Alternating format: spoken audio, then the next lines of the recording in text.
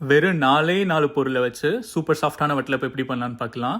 Actually இந்த ஸ்வீட்டுக்கு வந்து ஒரு பெரிய ஹிஸ்ட்ரியே இருக்குது. அதை நான் உங்களுக்கு சொல்கிறேன். இதுக்கு தேவையான பொருள் என்னென்னு பார்த்தா தேங்காய் பால், முட்டை, சர்க்கரை, ஏலக்காய். இது நாளையுமே நீங்கள் மிக்சியில் போட்டு ஃபில்டர் பண்ணி எடுத்துக்கலாம்.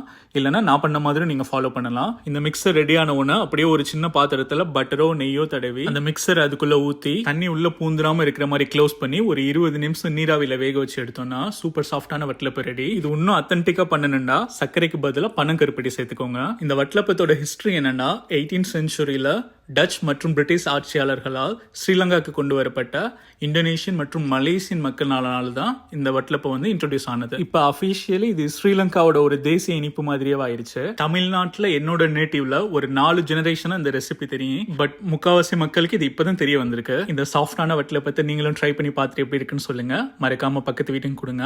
Because sharing is caring. See you next time. Until then, bye.